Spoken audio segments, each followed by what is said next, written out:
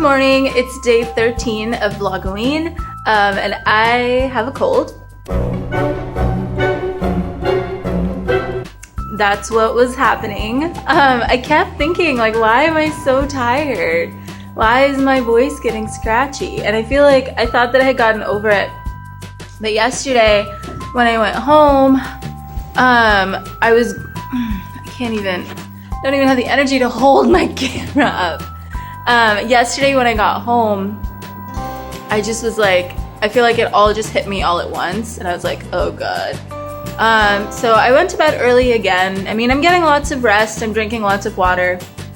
I still feel crappy, but I didn't get nearly as much done as I wanted to, and I'm getting a little worried now that I'm not going to be able to have a work-free weekend. I see on Facebook now a lot of my Arizona teacher friends are on fall break, and it's like, oh yeah, that was nice.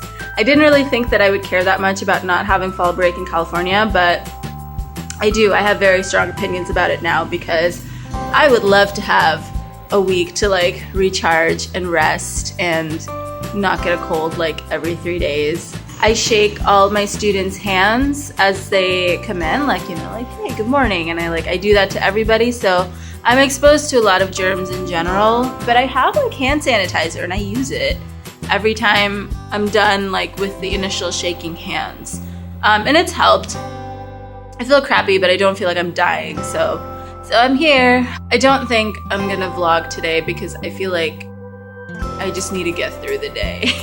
I don't have my prep today either because of the alternating block schedule. My prep was yesterday, not today. And oh boy, gonna get through the day, have a meeting after school, and then I just lost my train of thought. So it's the end of the day, it's about 4:30 and I just got out of my meeting, and I think I'm just gonna go home and work. Just because I'm still feeling sick and tired and I want to be somewhere cozy. Before I left, I wanted to show you something that I did today with my students that I've done in previous years before, but I switched it up a little bit and I'm really happy with how it turned out. One of the things that I pay attention to when I make my seating chart, which came from a conversation that I had with my mentor, teacher, probably at the end of my first year teaching. We were talking about kind of like affirming diversity in the classroom and kind of focusing on the difference between a student feeling like they're accepted in class for who they are versus needed in class because of who they are, and how one of them is accepting diversity and the other is affirming diversity, and how we want to make sure that our students don't just feel like they're like easily replaceable or disposable, and how much it can invest students if you very clearly communicate to them that, you know, this is what you bring to our class. Like if you're absent, this is how it hurts us if you're gone, and this is why we need you here. And I find that some of the strategies I implemented after having that conversation have really helped with students who were having a hard time just coming to school. So one of the ways that I do that is in my seating chart.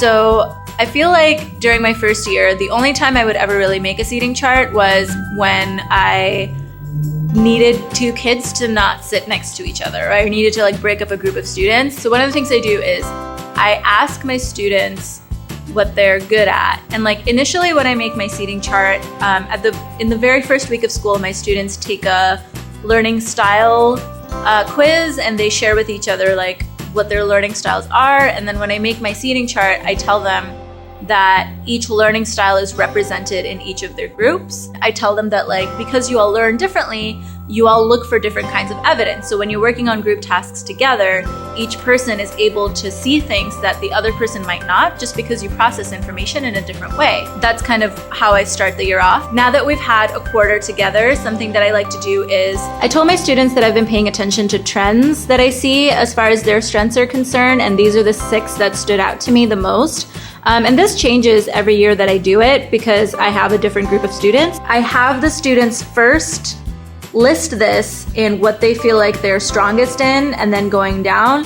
I realized that says most strong when it should say strongest, but I was sick. That's the first thing that they do. And then the second thing that they do, they tell me what they want to practice the most and improve on the most. And for some students, the thing that they feel like they're strongest in is also the thing that they want to practice even more. And for many students, the order is kind of flipped. And I also let them know that they have other strengths than the ones that are listed here. These are just the general ones that I saw, so they can also add other ones on the bottom of the list if they would like to. So this student, as you can see, feels like they're strongest at being an out-of-the-box thinker and good note taker, and they want to work on mental math and being a team leader. And then when I make their seating chart, I let them know that there is a person who identifies all of these things as being their strength in their group. That person is who you should go to if they can help you with what you need. So they take the time to share that with each other, and then if they need to reference something from their notes, and if they don't have it, then they know that they can ask the person who said that they're a good note taker for help, because that's something that they feel like they're really good at. So let's use their strength for that. If you want somebody to double check your work without you needing to do all of the calculations over again, ask the person who said they're quick at mental math. They can tell you if you made a silly mistake, and they can probably spot it faster. I feel like one of my biggest priorities as a teacher is to remove myself as much as possible from the classroom, because I really want my students to see that they don't need me. The experiences and knowledge that they bring, and the experiences and knowledge of their peers, that together they will be able to figure out anything. And I think especially if any of them ever face a situation where they don't get along with the teacher, that doesn't necessarily mean that they won't learn in that class, because they will have practiced, at least for 1 year, what it's like to depend on each other and kind of see that they are resources for each other just as much as, if not more than, the teacher is. The other way that I use this is that I just make a quick note of each person's top priority for their goal. Now that I know this about them, I can actually see whether I'm giving them opportunities to be a team leader and practice that, and whether I'm giving them opportunities to practice mental math more. It helps me kind of prioritize the things that I do in my lesson plans based on what my students want to work on the most. So here's another student who feels like he has really good eye for detail and is really good at mental math, and he wants to be a better out-of-the-box thinker. So I'm going to be thinking about how many opportunities does this student have to try problems out in multiple ways, and also explain them to his peers. I look for general trends of things that students want to work on and things they want to be good at. It doesn't always work out evenly, where there will be like one representative from each strength in each group.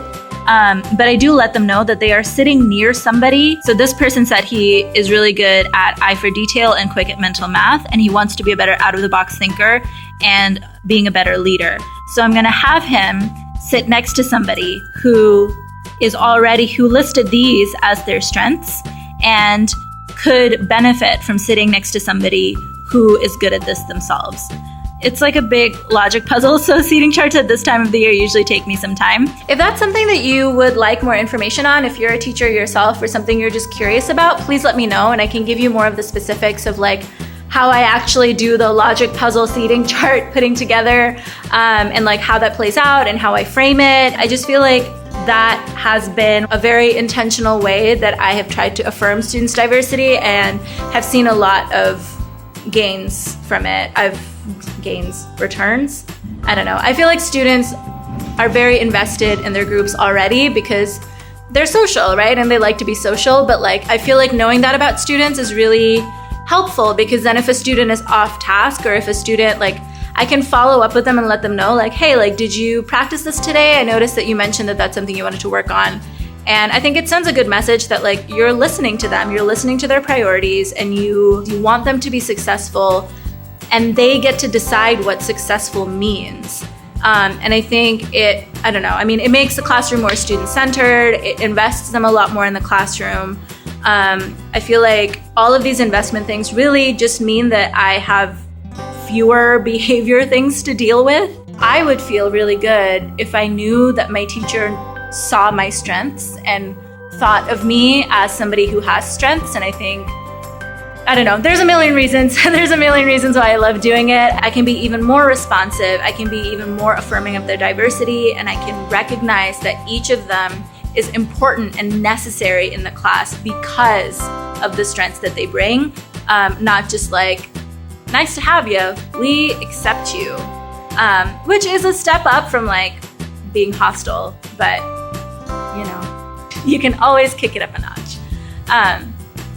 But yeah, so I'm gonna go home and drink like 50,000 cups of tea and hope and pray that I will be fine by tomorrow. Tomorrow's lesson plan is fine. Like they're just testing tomorrow in the computer lab, so it's not a big deal. And then Bianca's gonna be in town, so I'm excited. Oh, I can't wait. Okay, I hope y'all had a great day. Thank you for watching. Bye.